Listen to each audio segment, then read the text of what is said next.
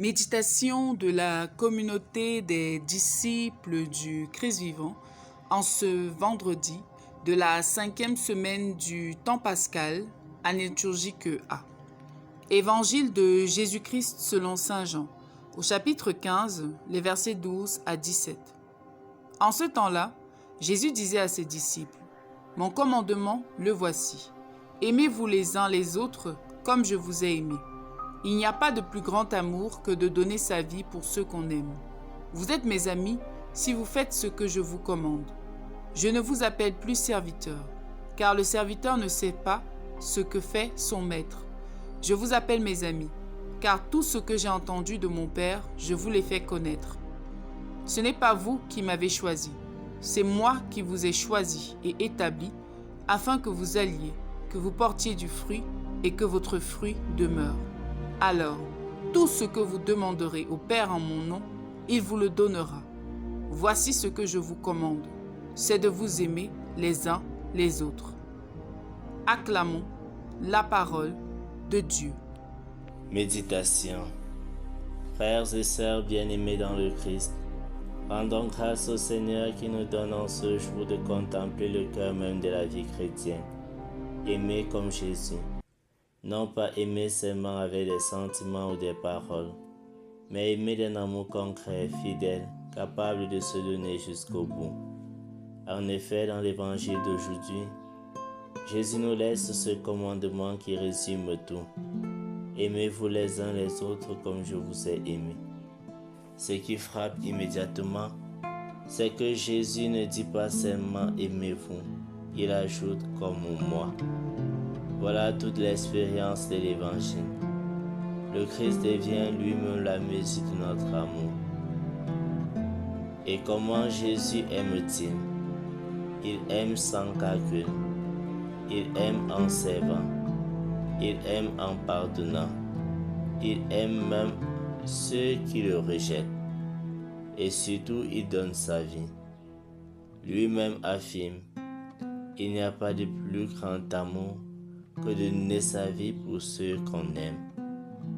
Il faut bien se rendre compte également que donner sa vie ne signifie pas nécessairement mourir pour quelqu'un.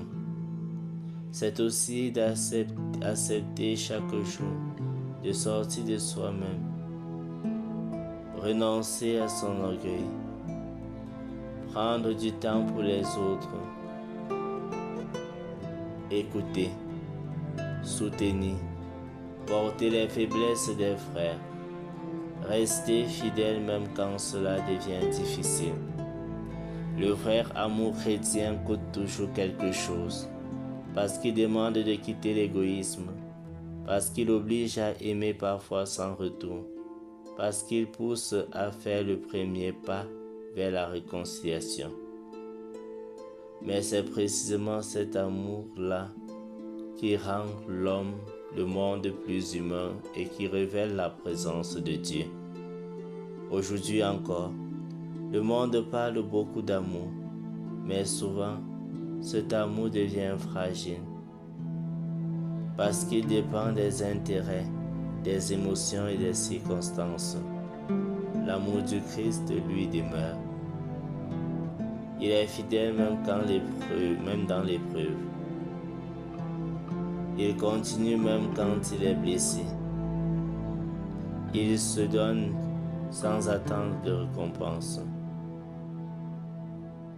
Le Seigneur ne veut pas seulement des chrétiens de façade ou des aspirants extérieurs. Il désire des amis. Des hommes et des femmes qui vivent avec lui, qui regardent sa parole et qui deviennent témoins de son amour dans leur famille, leur communauté et leur lieu de vie. Aujourd'hui, Jésus nous pose une question essentielle. Est-ce que notre amour ressemble vraiment au sien? Ou bien, est-ce un amour limité, intéressé, fragile et conditionnel? Le Seigneur ne nous demande pas d'être parfaits, mais il nous demande d'apprendre chaque jour à aimer davantage comme lui. Prions. Seigneur Jésus, toi qui nous as aimés jusqu'au bout, apprends-moi à aimer comme toi.